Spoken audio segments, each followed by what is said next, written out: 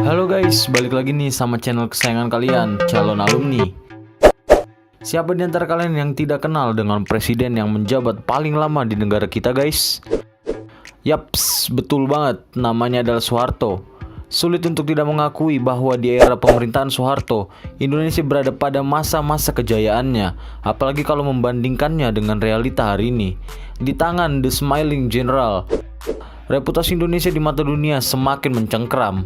Soeharto membenahi dan merintis dengan rapi warisan pemerintahan pada pemerintahan Soekarno tuh guys, menutupi borok-borok dan meredam aksi-aksi yang dianggap mengganggu, tidak perlu atau bahkan mengancam keberlangsungan hidup di negeri ini. Mendoktrin dan menciptakan image sebagai seorang pemimpin yang hebat dan nyaris tak ada cacatnya satu butir pun. Nah, mau tahu nggak nih kalian guys, kehebatan lainnya yang membuat Soeharto disegani dunia? Berikut kita bahas ya guys ya, 7 kehebatan Soeharto yang membuat dunia segan kepadanya.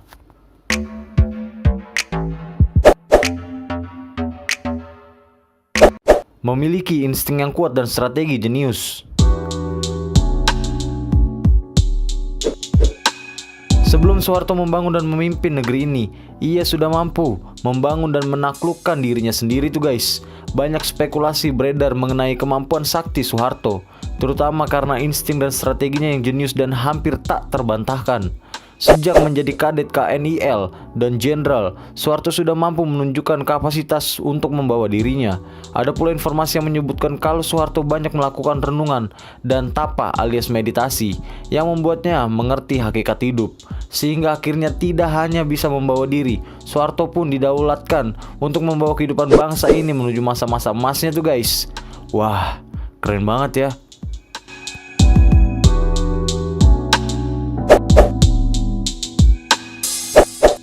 Sang Bapak Pembangunan. Pembangunan memang menjadi proyek yang mewarnai hari-hari pemerintahan Soeharto. Nama kabinetnya adalah Kabinet Pembangunan. Hingga 7 generasi dan Soeharto dinyatakan lengser tuh guys. Ia juga mendapatkan gelar Bapak Pembangunan meski hal ini juga sempat menuai kontroversi. Konsep trilogi pembangunan yang diusung Soeharto memang membawa bangsa ini kepada kejayaan berkali-kali tuh guys. Sebut saja masa-masa di mana Indonesia bisa mengalami swasembada beras, penekanan inflasi dari 650% hingga menjadi 12% saja.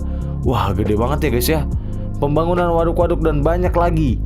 Intinya pembangunan besar dan kecil pada masa-masa itu terasa nyata dibanding hari ini dan hari-hari yang mungkin kedepannya lagi tuh guys.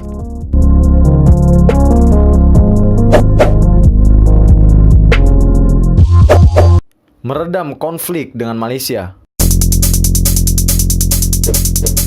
Soekarno mungkin terkenal dengan istilah ganyang Malaysia, namun Soeharto justru sebaliknya. Soeharto lebih memilih merangkul saudara serumpun Melayu Indonesia itu. Dengan kemampuannya berdiplomasi dengan beribawa, membuat seorang Mahathir Muhammad sampai menjatuhkan rasa respek dan hutang budi padanya tuh guys. Indonesia dan Malaysia tidak banyak gontok-gontokan masalah akuisisi budaya maupun wilayah seperti sekarang tuh guys. Negara kita ini bahkan disebut sebagai the big brother the ASEAN di zaman Soeharto tuh. Wah, keren banget ya bisa namanya gitu guys.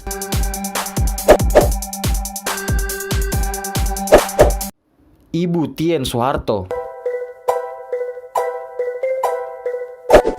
Wanita adalah salah satu kekuatan di muka bumi ini yang mampu menguatkan ataupun menggulingkan sebuah dinasti atau kekuasaan tuh guys. Indonesia juga pernah punya dan dia adalah Ibu Tien Soeharto. Wanita murah senyum dan karismatik yang sangat dicintai rakyatnya tuh guys. Sampai-sampai di akhir hayatnya rakyat ikut melepaskan kepergiannya dan berduka berhari-hari tuh guys. Wah, bener-bener sangat respect ya guys ya. Soeharto merupakan seorang jenderal yang sangat gagah dan gahar, dan Ibu Tien Soeharto menjadi salah satu kekuatan istimewa yang dimiliki Soeharto tuh guys. Konon wanita bernama asli Raden Ayu Siti Hartina ini memiliki anugerah yang mampu menggiring siapapun di sisinya pada masa kejayaan saat itu. Tanpa banyak penjelasan, siapapun yang merasakan era Soeharto mungkin bisa memahami hal ini. Sedangkan ketika Ibu Tien berpulang, konon Soeharto pun perlahan-lahan mengalami kemunduran hingga akhirnya dilengserkan tuh guys. Wah, kasihan ya.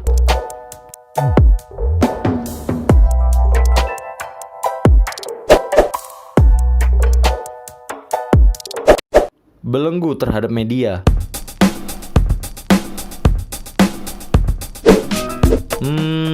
Terdengar jahat ya guys ya. Namun di sisi lain nih, hal ini mampu meredam berbagai keadaan dan membangun citra tentang negara yang aman dan pemimpin yang berwibawa tanpa celah tuh guys. Saat itu, tidak ada satu media pun yang berani mengkritik pemerintahan. Berarti waktu itu tegas banget ya guys ya.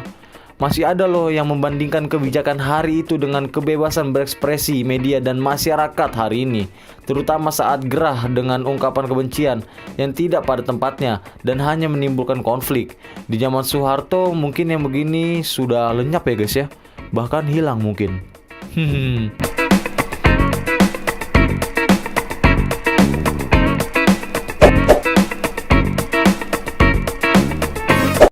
Petrus alias penembak misterius.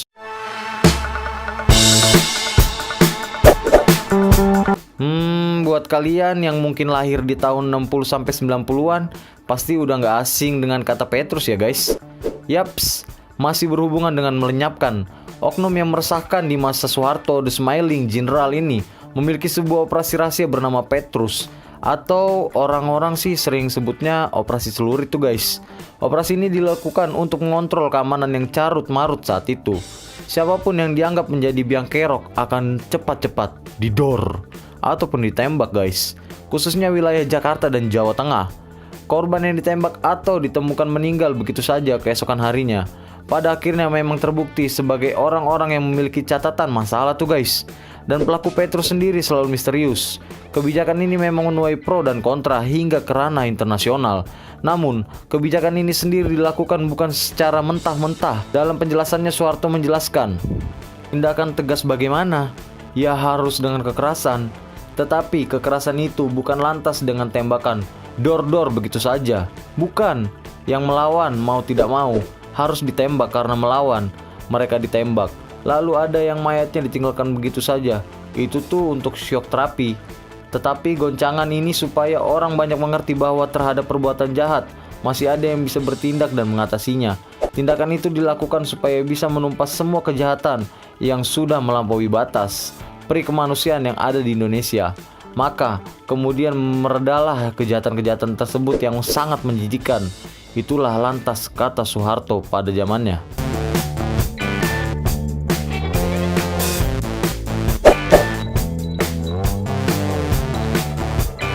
Menyederhanakan kehidupan berpolitik.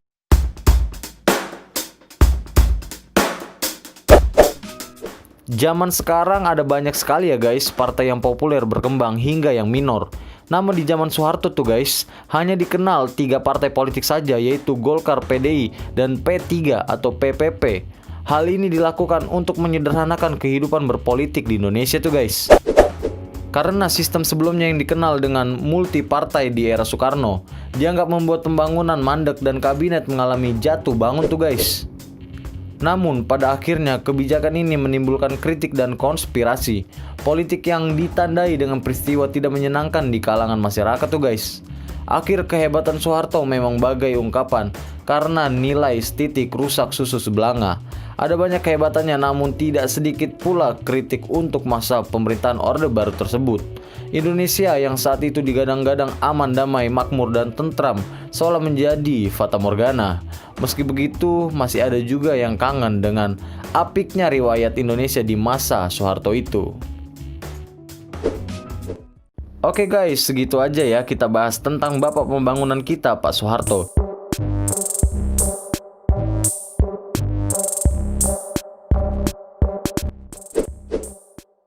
Jika kalian suka videonya, jangan lupa like dan share ke teman-teman kalian ya. Juga subscribe, karena subscribe itu gratis loh.